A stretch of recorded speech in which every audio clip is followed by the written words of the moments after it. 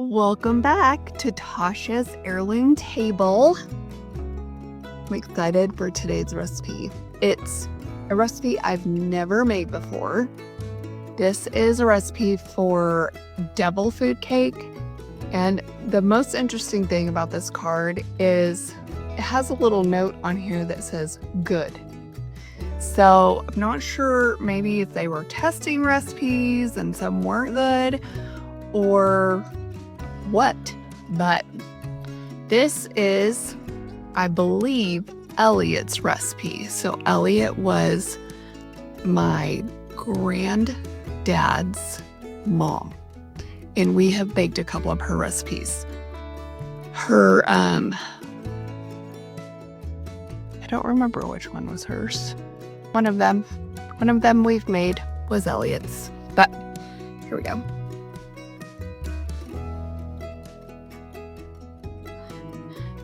Devil's food cake. Now, interesting thing about this recipe, there's a few things I've never done in a recipe before. So this could be interesting. But we're going to start with 2 cups of sugar and 2/3 cup of Crisco, and we're going to cream this. How much sugar? Pre-measured, 2 cups, 400 grams.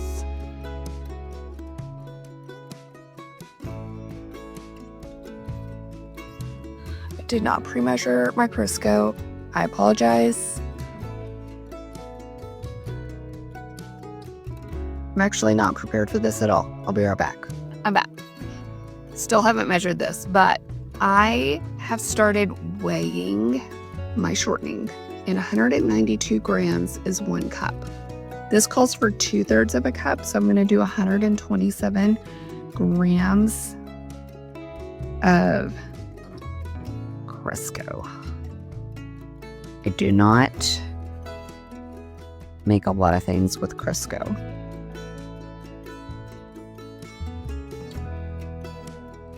I usually use butter.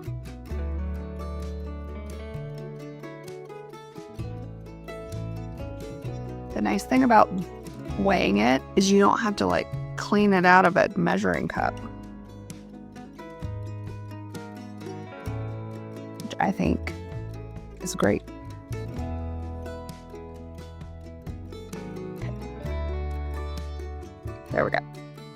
127 grams of Crisco. Now we're going to mix it, and I forgot my paddle, so hold on again. Back with my paddle. We're going to cream this together, so I'll be back in just a minute.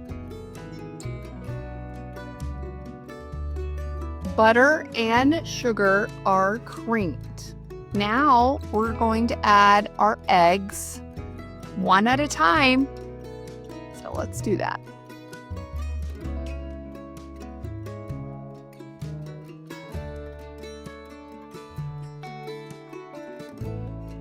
Those eggs are nice and mixed in.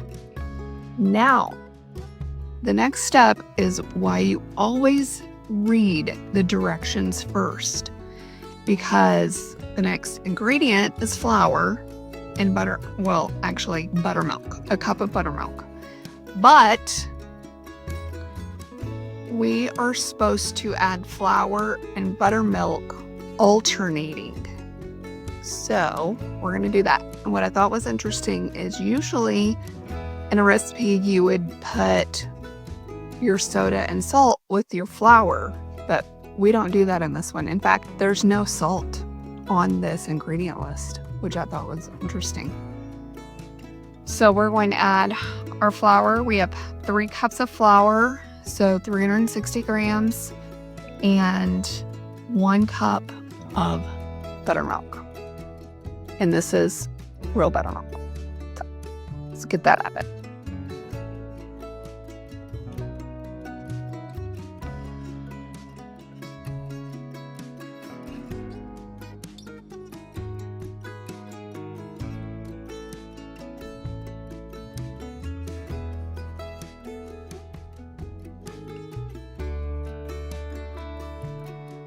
I have so much flour on my floor right now. I was not very good at that, but we have added the flour and the buttermilk. to our recipe. Next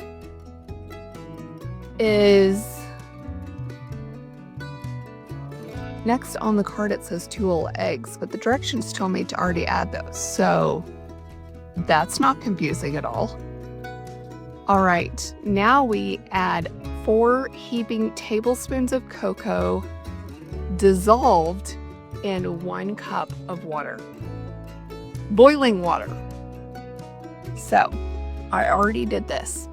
I did it a few minutes ago. It's still hot, so I'm hoping that it didn't need to be like boiling right now. But here is 4 heaping tablespoons of cocoa dissolved in 1 cup of boiling water.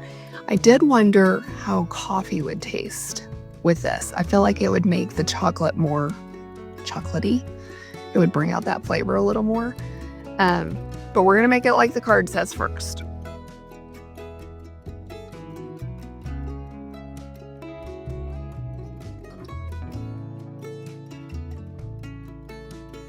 That's mixed in.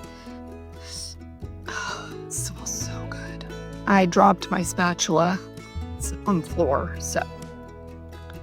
I was feeding this to people that weren't in my family, which I probably will. That's why I got a new one. But if it was just people in my family, I might have just rinsed it off. So, but since I'm sharing it all with you, thought I'd go ahead and get a new one. All right. The next step is 2 teaspoons of baking soda in 4 tablespoons of boiling water. I've never done this in a cake before, ever. Never even heard of it.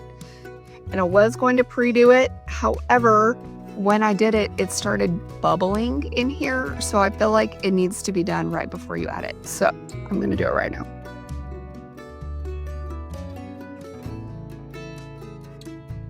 Hot pot of water over there. About 2 teaspoons of baking soda in here.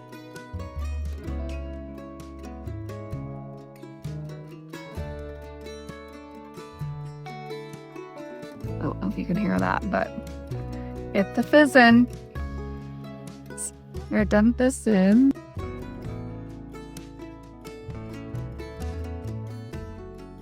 So that is by far the most interesting thing about this. And of course, on the ingredient list, it does not have the next ingredient, but in your directions it does. And guess what it is? Vanilla. So we're going to add a teaspoon of vanilla. And of course, it's not on the list, so just pouring it in. All right, give that a good mix. This does not tell me the size of pan to use or the temperature for the oven. So it does tell me to bake for about 25 minutes. So with that, my guess is it is a sheet cake, which would be in a 9x13. And we're gonna go with a 350-degree oven since it's 25 minutes. So we're kind of using,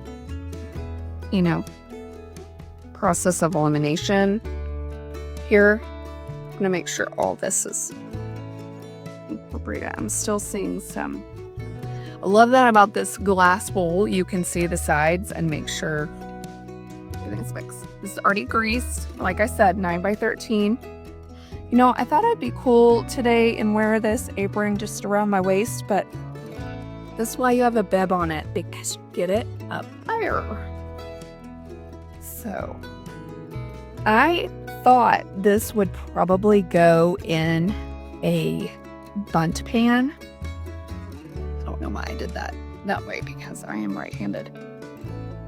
But I would think a bundt pan would take much longer than 25 minutes. So we'll see how this turns out. It may be a disaster. If you have a recipe like this, let me know. Let me know what you do. And have you used coffee in it before? I'm interested to use coffee. It also does not have an icing recipe, so I'm going to do a ganache because that is pretty simple and I like it. I don't have a good chocolate buttercream recipe. I'm not sure that would be good. I don't recall ever having devil's food cake before. I'm not sure what makes it devil's food cake versus just like chocolate cake or a quick chocolate cake, which is also a recipe in the box. So yeah, lots of questions that I have. So if you have baked a recipe similar to this, let me know. Let me know your thoughts. Okay, we are gonna stick this in the oven. I'm sticking this in a 350-degree oven for 25 minutes. And we'll see. Now that I'm looking at the amount of batter, I'm wondering if it's supposed to be in like 2 9-inch rounds. But how do you know when they don't tell you? But she said it's good. She wrote it's good on the recipe card, so we'll see. See you in a few minutes. Pulled the cake out. Here it is. Not sure I'm super happy with how this baked. It had a big crack right here. It is pulling away from the sides, so it's done. It took 40 minutes to bake. So the card said about 25 minutes. I know it wouldn't go in a bump pan. So my guess is maybe it goes in 2 round, like 8 or 9-inch pans. So if you have any idea, let me know. We'll see how this tastes and then decide if we're gonna make it again. It doesn't have an icing or frosting recipe, so I just made a ganache. It was super easy, 8 ounces of chocolate chips, and then I brought to a simmer 8 ounces or 1 cup of heavy cream. And then I poured that over the chocolate chips. I let it sit for 5 minutes, give it a good stir until it was shiny. And then I put it in the fridge until it cooled off. So my cake is cooled, and now I'm gonna ice it with this chocolate. Now, it's my understanding that devil's food cake is just like really chocolatey cake. I'm not sure what makes it devil's food. Maybe I should do some research. Honestly,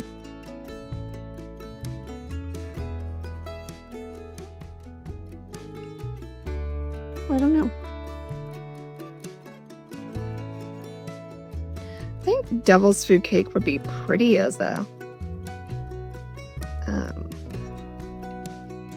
fun cake.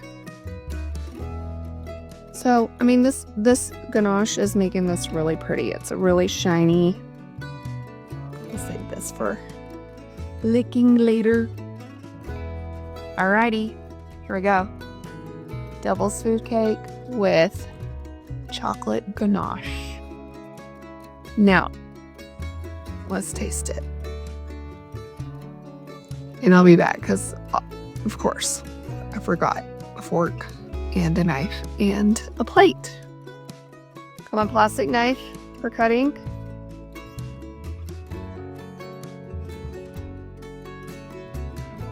No, I said I think plastic is the best because it doesn't pull a lot of crumb on top. And see, there you go. I always cut cakes with the plastic knife.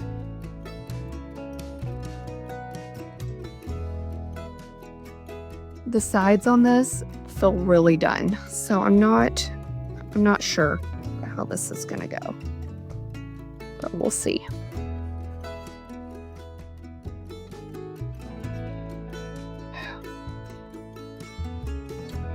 Well, pulling that out was a small disaster.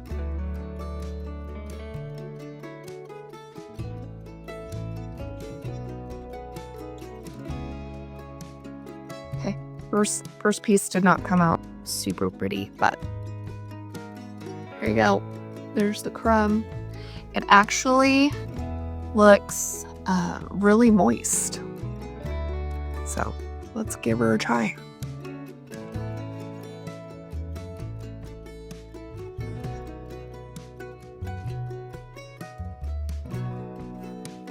It's very chocolatey. It is very moist. It's good. I think putting the coffee in here would give it a really rich and nice flavor. So that is Elliot's double spit cake. She said it was good on her card, so she must have made it more than once. And you can try it at home too. Don't forget to subscribe to this channel so you're alerted each week when a new video comes out. And I'll see you next time on Tasha's Heirloom Table.